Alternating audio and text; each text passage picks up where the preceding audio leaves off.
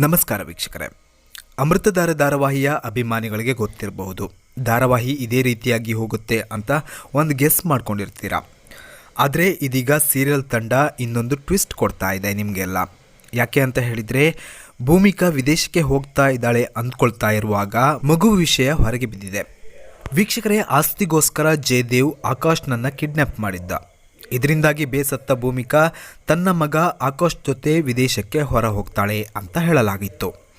Teacher ಆಗಿದ್ದ ಭೂಮಿಗೆ ಮಗನನ್ನು ಓದಿಸೋದು, ಮನೆ ನಡೆಸೋದು, ಮಲ್ಲಿಗೆ ಓದೋಕೆ ಹಣ ಕೊಡೋದು ಕಷ್ಟ ಆಗಿತ್ತು.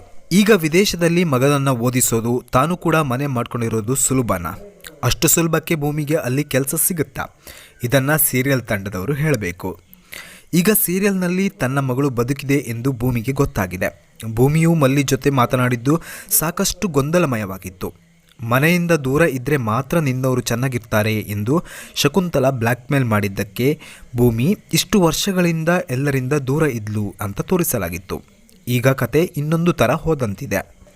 ಗೌತಮ್ ಇಷ್ಟು ವರ್ಷಗಳಿಂದ ಭೂಮಿಯನ್ನು ಹುಡುಕ್ತಾ ಇದ್ದ, ಮಗಳನ್ನು ಹುಡುಕ್ತಿದ್ದ ಎಂದು ಮಲ್ಲಿ ಹೇಳಿದ್ಲು.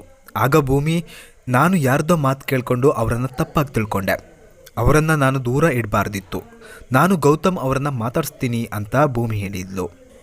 ವೀಕ್ಷಕರೇ, ನಾನು ಮನೆಯಿಂದ ದೂರ ಇದ್ದರೆ ನನ್ನವರು ಚೆನ್ನಾಗಿರ್ತಾರೆ ಅಂತ ಭೂಮಿ ಅಂದ್ಕೊಂಡ್ಲ? ಇದು ಅವಳ ತಪ್ಪು ತಿಳುವಳಿಕೆಯ, ಅಥವಾ ಗೌತಮ್ನಿಂದ ಮಗಳು ಕಳೆದುಕೊಂಡ್ಲು ಎಂಬ ಬೇಸರಕ್ಕೆ ದೂರ ಇದ್ದಾಳ? ಇದರಲ್ಲಿ ಯಾವುದು ಸತ್ಯ? ಪದೇ ಪದೇ ನನ್ನವರು ಚೆನ್ನಾಗಿರಬೇಕು ಎಂದು ಎಲ್ಲರಿಂದ ದೂರ ಇದ್ದೀನಿ ಅಂತ ಭೂಮಿ ಹೇಳ್ತಾ ಇದ್ದದ್ದು ಯಾಕೆ? ಒಟ್ಟಿನಲ್ಲಿ ಭೂಮಿ ಉದ್ದೇಶ ಏನಾಗಿತ್ತು ಅಂತ ಸೀರಿಯಲ್ ತಂಡ ಇನ್ನೂ ಸ್ಪಷ್ಟನೆ ನೀಡಬೇಕಾಗಿದೆ. ವೀಕ್ಷಕರೇ, ಈಗ ಭೂಮಿ ಗೌತಮ್ ಬಳಿ ಬಂದು ನಮ್ಮ ಮಗು ಸತ್ತಿಲ್ಲ, ಬದುಕಿದೆ ಎಂದು ಹೇಳ್ಬೋದಿತ್ತಲ್ವಾ? ಎಷ್ಟು ದೊಡ್ಡ ಮನಸ್ಸು ನಿಮ್ಮದು. ನನಗೆ ನೋವು ಆಗಬಾರ್ದು ಎಂದು ನೀವು ನೋವು ನುಂಗಿದ್ರಿ, ನಿಮ್ಮನ್ನು ಅರ್ಥ ಮಾಡ್ಕೊಳ್ಳಿಲ್ಲ, ನಿಮ್ಮನ್ನು ಹರ್ಟ್ ಮಾಡಿದೆ, ನೋವು ಕೊಟ್ಟಿದೆ ಅಂತ ಭೂಮಿ ಹೇಳ್ತಾಳೆ. ಆಗ ಗೌತಮ್ ಹೇಳ್ತಾನೆ, ಆ ಮಗುವನ್ನು ನಾನು ಹುಡುಕಿ ನಿಮ್ಮ ಮುಂದೆ ನಿಲ್ಲಿಸ್ತೇನೆ, ಇದು ಗ್ಯಾರಂಟಿ ಅಂತ ಹೇಳಿದ್ದಾಳೆ. ಆಗ ಭೂಮಿ, ನಾನು ನಿಮ್ಮ ಜೊತೆಗಿರುವೆ ಅಂತ ಹೇಳಿದ್ದಾರೆ.